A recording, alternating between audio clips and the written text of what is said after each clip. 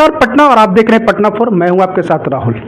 मैं इस वक्त मौजूद हूं पटना के सगुना मोड़ पे, और जहां मैं मौजूद हूं बीजेपी के एक नेता हैं शुभम सिंह राजपूत, और ये बिजनेसमैन भी हैं। आइए इनसे कुछ जानकारी लेते हैं। बिहार में इस बार किसकी सरकार बनती है और एनडीए की सरकार में क्या हुआ डेवलपमेंट बिहार का, थोड़ा इनसे चर्चा करते हैं। नमस्कार सर, आपका मेरे चैनल में। नमस्कार आप सभी को, आपके चैनल वालों को। सर, बोलना चाह रही है कि क्या इस बार बिहार में बीजेपी की सरकार आएगी? एकदम डेफिनेटली आएगी। और इस बार तो राजद वाले तो बोल रहे हैं कि हम 18 तारीख को शपथ ले रहे हैं। राजद वाले बोल रहे हैं, राजद वाले को तो इस बार चर्चा भी नहीं है कहीं। एग्जिट पोल तो राजद का ही सरकार बना रही है। एक तो एग्जिट पोल दिख रहा होगा, बाकी सब तो एग्जिट पोल तो सब लोग, बाकी लोगों का और देखिएगा तो सबको एनडीए के पक्ष में ही है। अच्छा, ये क्या लगता है सर, इस बार जो एनडीए की सरकार बनेगी तो बीजेपी का सीट कितना आ सकता है? बीजेपी का जो सीट रहेगा अच्छा खासा आएगा। 101 लगभग 100 के आसपास में सीट पर चुनाव बीजेपी लड़ी है।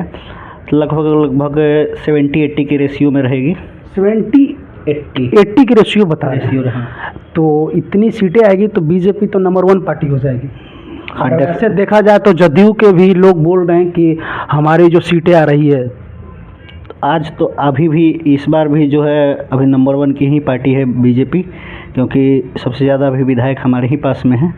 और रहा बात जदयू का, तो उनका भी आएगा। सर, इस बार तेजस्वी का बहुत ज़्यादा लहर था और अभी भी है, और एग्जिट पोल भी बता रही है कि इस बार जो भी सरकार आएगी आरजेडी कहीं आएगी। और पूरे आरजेडी कार्यकर्ता देखा जाए तो बहुत उत्साहित हैं और खुशी मना रहे हैं कि इस बार जो हमारी सरकार आ रही है महागठबंधन की, और सीएम चेहरा जो हमारे तेजस्वी जी हैं वो सीएम बनने वाले हैं। इस पर क्या आप बोलेंगे? हमें कुछ बोलना नहीं है, सिर्फ सोशल मीडिया पे ही बहुत सारी चीज़ें दिखाई जा रही है, धरातल पे तो आप कंफर्म कर रहे हैं कि इस बार एनडीए की सरकार बन रही है? एकदम कंफर्म है। यानी कल 14 नवंबर है, बिहार विधानसभा का वोटिंग हो चुकी है। 2 चरण में वोटिंग हुई थी, 6 नवंबर और 11 नवंबर को। 14 नवंबर को बिहार विधानसभा का जो रिजल्ट आना है, तो इस पर क्या लगता है कि कल की जो गिनती शुरू हो रही है तो कल एनडीए की सरकार आ जाएगी? एकदम डेफिनेटली आ जाएगी। ऐसा क्यों आप तुम कॉन्फिडेंस के साथ बोल रहे हैं?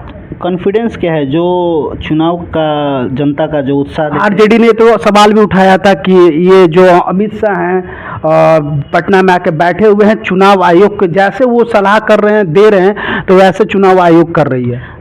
जब विपक्ष हारती है तो ऐसे ही ऐसे लांछन लगाते रहती है। वो तो उनका बहुत ज़्यादा, जहाँ पे उन्होंने चुनाव प्रचार किया तो वहाँ पे बहुत ज़्यादा लोग भीड़ थे। इस बार उनको डेफिनेट लोग कह सकते हैं कि इस बार मतदान जो हो रही है, युवा जागरूक हो चुके हैं और आरजेडी की सरकार बना रही है।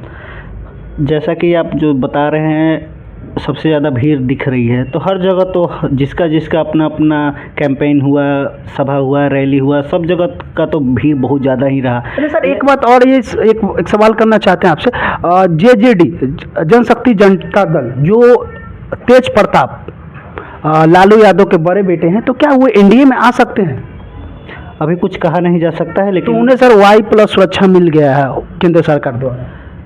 देखिए, अभी उनके बारे में कुछ कहा नहीं जा सकता, लेकिन उनका बयान आया था कि जिसकी सरकार बनेगी उसको हम समर्थन करेंगे।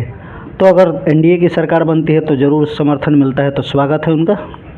तो इसीलिए उनको अब पहले से ही Y+ सुरक्षा दे दे, क्योंकि वो जीतते हैं तो बीजेपी में आ सकते हैं।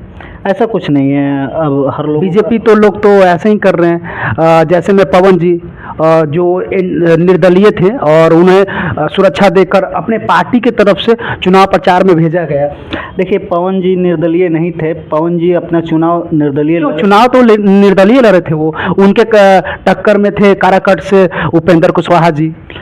देखिए, वहाँ का चुनाव तो जो भी हुआ वो तो एक संपन्न हो गया। और पवन जैसे तो सर ये बताना चाहते हैं ना कि वहाँ के निर्दलीय चुनाव जो लड़े थे पवन सिंह, तो वो तो बीजेपी के उस वक्त नहीं थे, निर्दलीय थे। तो उनके बीजेपी के पार्टी से, जैसे एनडीए के समर्थक थे उपेंद्र कुशवाहा, तो वहाँ से उपेंद्र कुशवाहा लड़े थे, उनके पक्ष में ही पवन जी लड़े थे। तो इस बार उनको केंद्र सरकार ने Y+ सुरक्षा दे दी है और चुनाव प्रचार में भेज दी है। पवन जी को आज नया Y+ सुरक्षा नहीं मिला है उनसे। इससे पहले भी मिली है क्या? पहले भी उनको मिल चुकी है, इनसे पहले कब मिली थी सर? हर चुनाव में उनको मिल ही जाती है।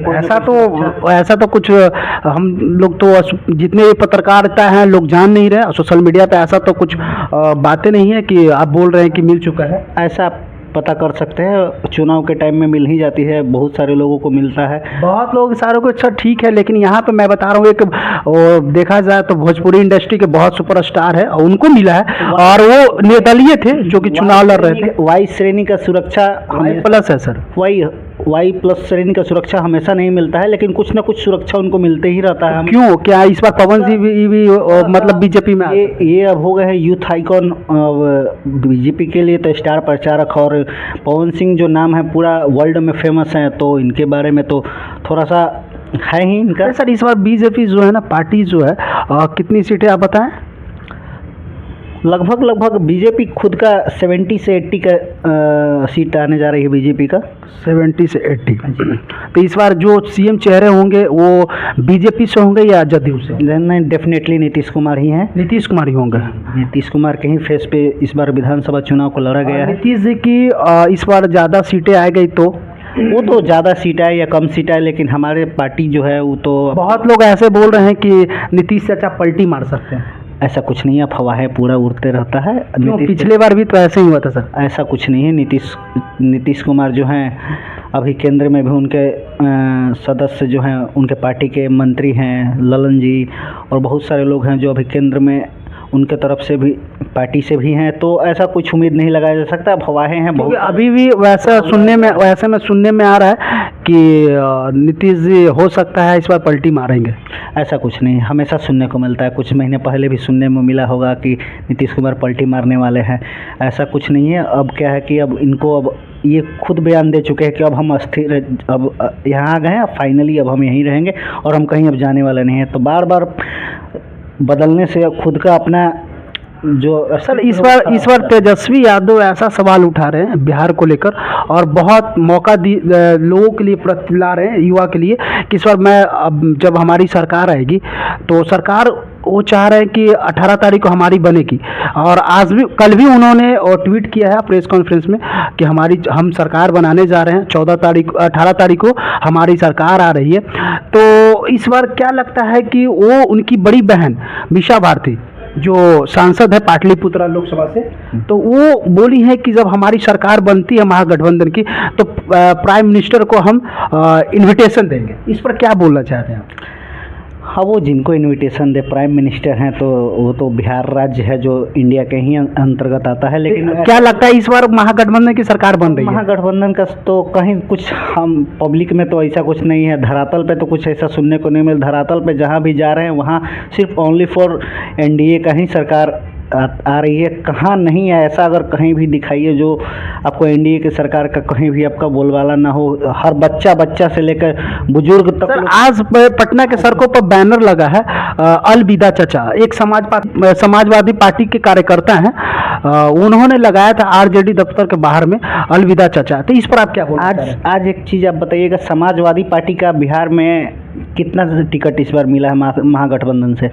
एक भी नहीं सर। तो फिर वो लगाने से कोई फायदा है? तो लगाने से नहीं, वो भी आरजेडी दफ्तर के जस्ट सामने, यानी देखा जाए तो आरजेडी और बीजेपी और जदयू तीनों कार्यालय जो है ना इधर गिर्द में है, उसके जस्ट आरजेडी के जस्ट अपोजिट साइड में बीजेपी के द्वारा एनडीए के जो पार्टी दल के हैं